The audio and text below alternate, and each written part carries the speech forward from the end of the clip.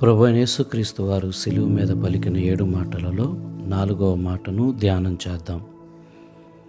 మత్తయి సువార్త 27వ అధ్యాయం 46వ వచనంలో ఏలీ ఏలీ లామా సబక్తా అనగా నా దేవా నా దేవా నన్నెందుకు చేయి విడిచితివి. ఏలీ ఏలీ లామా సబక్తా అని యేసు ప్రభువారు బిగ్గరగా అరవడాన్ని బట్టి కొందరు ఇలా అర్థం చేసుకున్నారు, అతడు ఏలియా అని పిలుస్తున్నాడు కాబట్టి ఏలియా వచ్చి రక్షించినా ఏమిటి అని ఎగతాళి చేస్తున్నారు.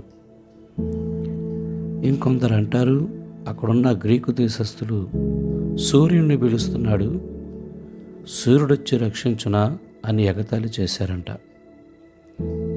ఎందుకనంటే గ్రీకులో ఎలియోస్ అనగా సూర్యుడు. మొత్తానికి వాళ్ళు ఏమైనా సరే ప్రభువుని పలు రకాలుగా హేళన చేయడం మనం చూస్తూ ఉన్నాం. నువ్వు పిలిస్తే ఎవరైనా వచ్చి నిన్ను రక్షిస్తారా, కాపాడతారా ఈ పరిస్థితుల్లో నుండి అని హేళన చేయడం వారి ఉద్దేశం. వారు ఇలా ఆలోచించడానికి కారణం, నాటి సమాజంలో 3 భాషలు వాడుకలో ఉండేవి. కాబట్టి కొన్ని మాటలు ఏ భాషలో అంటున్నాడో అర్థం కాదు, కొన్ని మాటలు మరొక భాషలో మరొక అర్థాన్ని ఇస్తూ ఉంటాయి. అప్పట్లో వాడుకలో ఉన్న 3 ప్రాముఖ్యమైన భాషలు హెబ్రూ, గ్రీకు, లాటిన్. అయితే యేసుప్రభు వారు మాట్లాడింది అరామిక్, తన సొంత భాషలో ఆయన మాట్లాడుతూ ఉన్నాడు. ఇప్పటికీ ఆయన నివసించిన ఆ గ్రామంలో ఈ అరామిక్ భాష వాడుకలోనే ఉంది. ఇప్పటికీ వారి ఇళ్లల్లో ఈ భాష మాట్లాడుకుంటారు అని నేను ఇటీవల విన్నాను.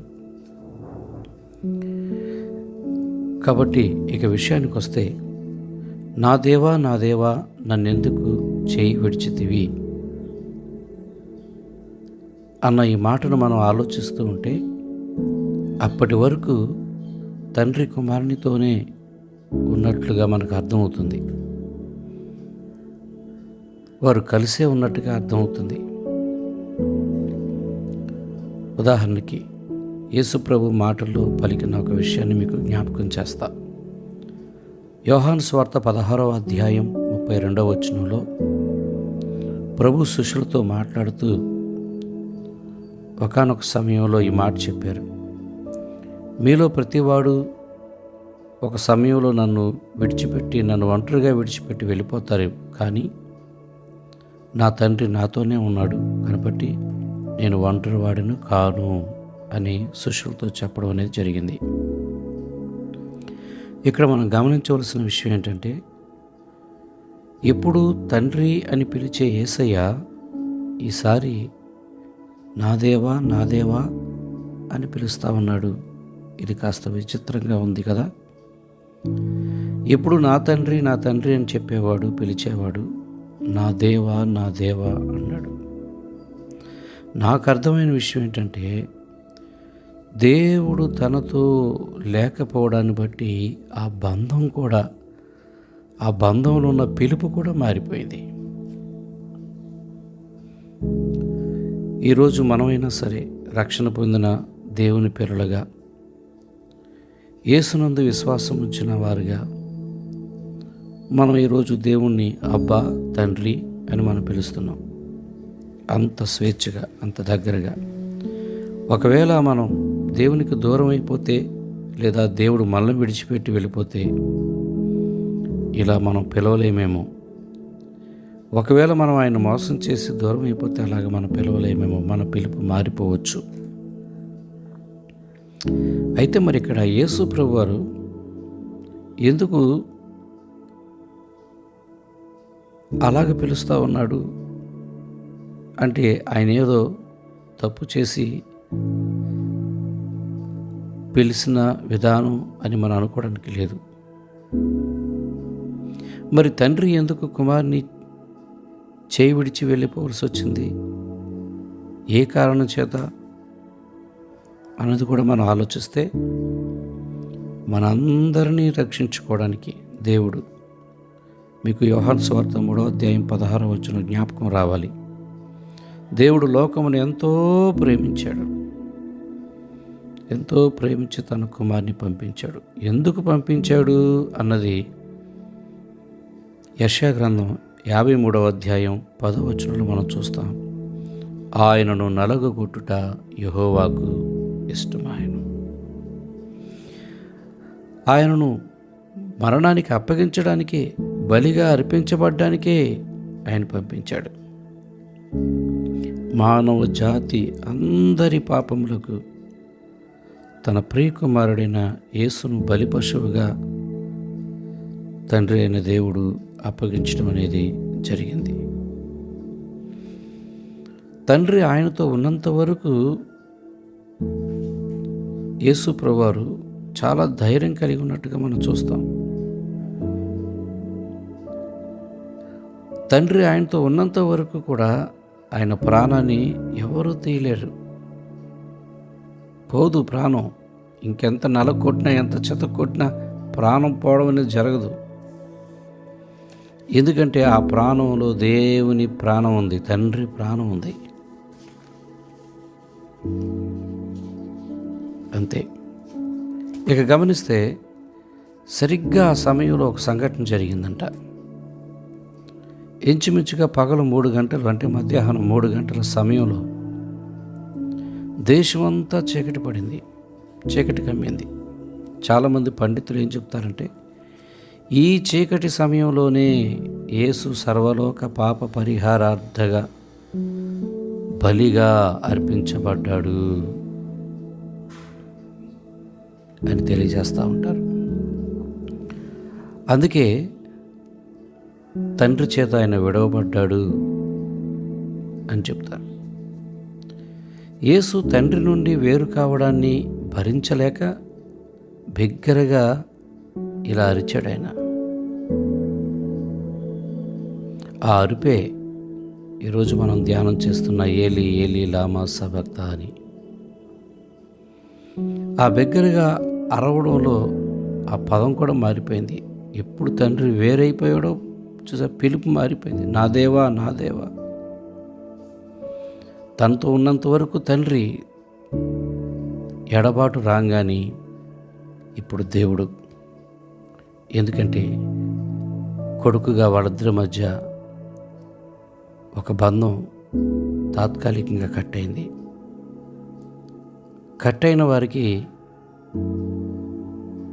దేవుడుగానే ఆయన అవసరం. కలిగి ఉన్న వారికి తండ్రి అనే బంధం లోపల ఉంటారు. యేసు తనకెప్పుడూ తెలియని విధంగా తండ్రి నుండి వేరు కావడాన్ని చాలా స్పష్టంగా గ్రహించాడు ఆయన. ముఖ్యమైన ఒక విషయం ఏంటంటే, పాపమెరుగని యేసు లోక పాపాన్ని తన మీద మోసుకోవడాన్ని బట్టి, మోపబడడాన్ని బట్టి తండ్రి పాపముగా చేయబడిన ఈ యేసుని విడవవలసి వచ్చింది. పాపము లేని వానితో నిరంతరము కలిసి ఉన్న తండ్రి ఎప్పుడైతే లోక పాపం ఈయన మీదకి మోపబడిందో, పాపమున్న చోట పరిశుద్ధుడు ఉండడం అసాధ్యం కనుక, పాపమున్న చోట పరిశుద్ధుడైన దేవుడు ఉండలేడు కనుక వేరైపోయాడు. ఒక మాటలో చెప్పాలంటే దేవుడు న్యాయబద్ధంగా కుమారుని విడిచిపెట్టవలసి వచ్చింది. మీకు అర్థమవుతుందా? పాపం మనిషిని దేవుని నుండి వేరు చేస్తుంది. అయితే యేసు పాపం చేశాడని కాదు, అతడు పాపము లేనివాడైనప్పటికీ, పాపము చేయని వాడైనప్పటికీ మనుషుల పాపం ఆయన మీద మోపబడడాన్ని బట్టి శాపంగా మారాడు. అంతే తప్ప ఆయన పాపం చేశాడని కాదు. శాపంగా పాపం మోసిన పాపం ఆయన మీద ఉంది కాబట్టి, ఆయన చేయకపోయినా మనుషుల పాపం ఆయన మీద వేసుకున్నాడు కాబట్టి ఆయన శాపం అయ్యాడు. కాబట్టి తప్పులేదు విడిచిపెట్టడం తండ్రికి. యేసు ప్రభు ఇష్టపడే ఆ పని చేశాడు. ఆయన ఎవరు కూడా చంపలేరు. ఆయనే తన ప్రాణాన్ని అప్పగించుకున్నాడు. మనం యోహాను సువార్త 10వ అధ్యాయం 18వ వచనంలో చూస్తాం. అందుకు ఇష్టపడే తన ప్రాణను తాను అప్పగించుకున్నట్టుగా మనం చూస్తాం. అయితేనే మరణం ఆయన్ని బంధించి ఉంచడం అనేది అసాధ్యం.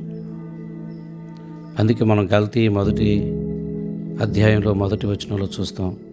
గల్తీ పత్రిక, తండ్రి 3వ రోజు మృతుల్లో నుండి యేసు ప్రభువుని తిరిగి లేపడం అనేది జరిగింది. ఎందుకని?